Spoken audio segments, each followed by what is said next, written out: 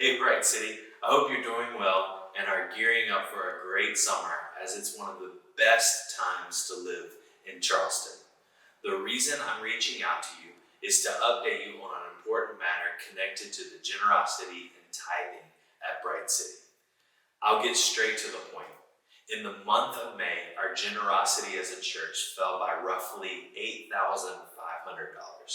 We'd already seen a decrease in giving in the months prior, but this larger dip has been more difficult to weather. Here are a few things I want to make sure and communicate in light of the above. First, when I think of you all, I think of a generous people. We made it through a pandemic together when many churches had to close. You have always carried ownership over what we have as a church family, and I'm so grateful. Recently, we've been able to be more generous than ever as a church, and I know God is honored when we're able to continue to do so, and I know we will continue to do so. Secondly, as the summer months approach, I know that sometimes it's not that we don't want to give, it's just that sometimes we forget to give. This can happen because of summer travel and other things in life.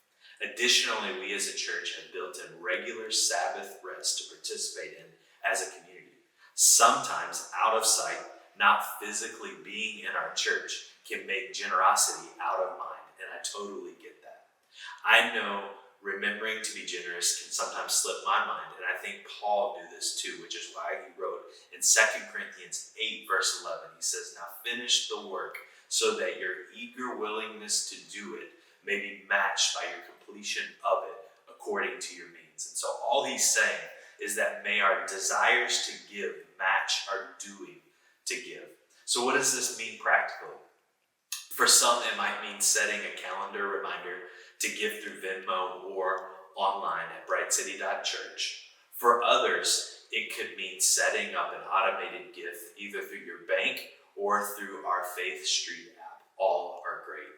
Thirdly and lastly, our finance team has been working towards increased accountability and communications in regards to our finances. They're putting together a mid-year financial report that'll come out in July so that you can see where our resources have been directed and how they've been used, but more importantly, how we've been generous in the past. Transparency is so important to us as a church family, which is ultimately why we want to share this shortfall with you all. We want to share this challenge we're facing so that we can all praise God together when we see Him provide relief. Bright City, I'm not anxious and I don't want you to be either. God has always provided for us as a church, and I'm expectant that He will continue to do so.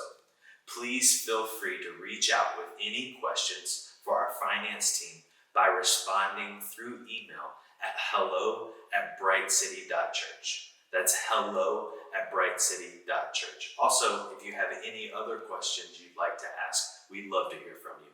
Most of all, we love you and we're grateful for your generosity, and we can't wait to see what God does in and through this situation.